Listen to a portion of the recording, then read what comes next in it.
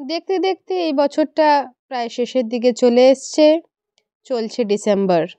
সেদিনকে একটা পোস্ট পড়লাম, ডিসেম্বর মানেই সময় আসছে কেক পার্বণের।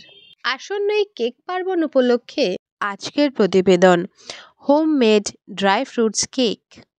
নমস্কার বন্ধুরা, রকমারি রেসিপিস চ্যানেলে সবাইকে স্বাগত। শুরু করছি আজকের হোমমেড ড্রাই ফ্রুটস কেকের রেসিপি।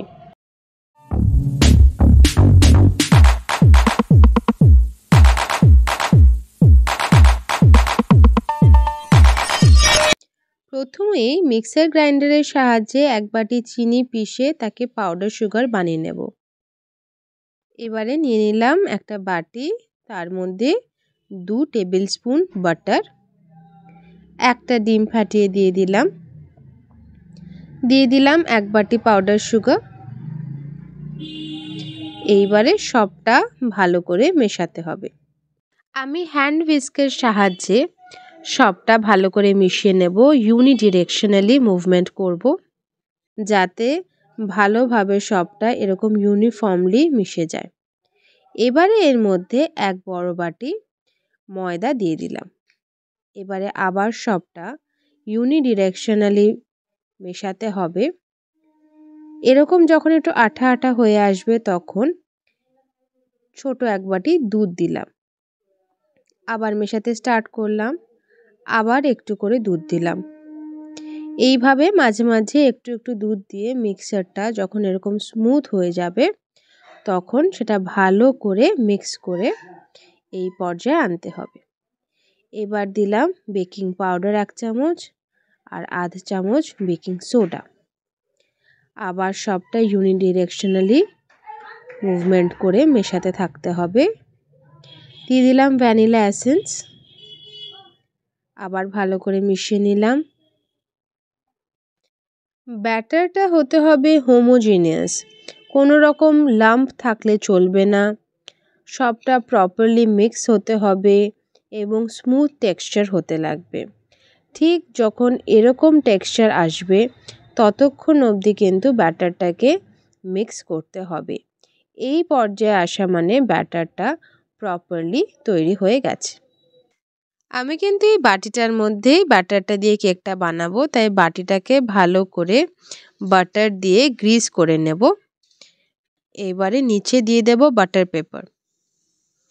বাটার পেপারের উপরেও ব্রাশ দিয়ে এভাবে বাটার স্প্রেড করে নিলাম। এইবারে এই বাটিটার মধ্যে ব্যাটারটা ঢেলে দেব। এইবারে বাটিটাকে ভালো করে এরকমভাবে ট্যাপ করে নেব যাতে বাবলসগুলো উপরের সারফেসে চলে আসে। এইবারে উপরে নিজের পছন্দ মতো ড্রাই ফ্রুট ছড়িয়ে দেব। আমি কাজু কিশমিশ দিয়েছি, আপনারা চাইলে আমন্ডস, আখরোট, যা পছন্দ মতো ড্রাই ফ্রুটস আপনাদের আছে সবই এর উপরে এরকম স্প্রিঙ্কল করে দিতে পারেন।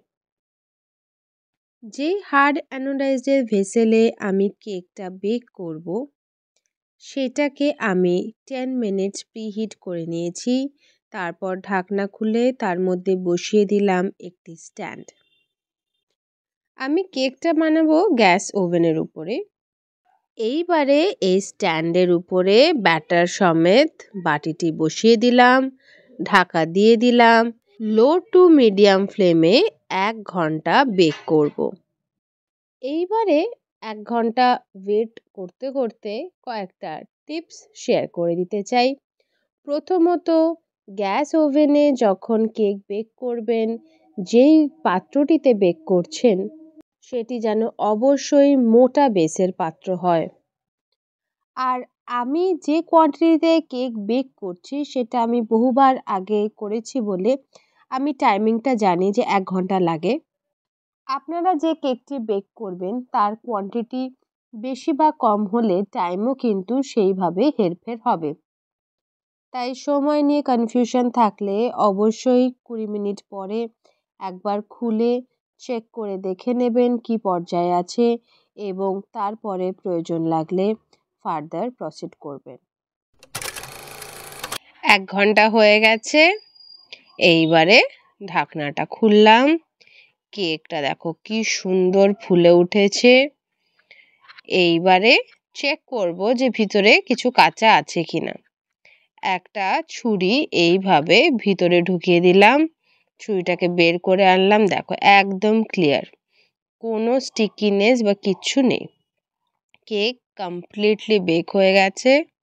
গ্যাস অফ করে দেব, ঢাকা দিয়ে আধ ঘন্টা রেখে দেব ঠান্ডা হওয়ার জন্য। ঠান্ডা হয়ে গেছে, পাত্র সমেত কেকটা বের করে আমি টেবিলের উপর রেখেছি। এইবারে পাত্রটি থেকে কেকটা বের করতে হবে। প্রথমে একটি ছুরি দিয়ে সাইডটা আগে সেপারেট করে নেব। যেহেতু বেক করবার আগে খুব ভালোভাবে আমি পাত্রটা বাটার দিয়ে গ্রিস করে নিয়েছিলাম, তাই খুব সহজেই সেপারেট হয়ে গেছে। এইবারে এরকম একটা প্লেট নেব, তারপরে পাত্রটাকে উল্টে দেব, একটু ট্যাপ করলেই কেকটা বেরিয়ে এসছে। এইবারে নিচে যে বাটার পেপারটা দিয়েছিলাম সেটাকে সরিয়ে নেব। হোমমেড ড্রাই ফ্রুটস কেক একেবারে রেডি। কেকটা কতটা সফট হয়েছে সেটা কেটে তোমাদের দেখিয়ে দিচ্ছি। কতটা স্মুথভাবে কেটে যাচ্ছে দেখো।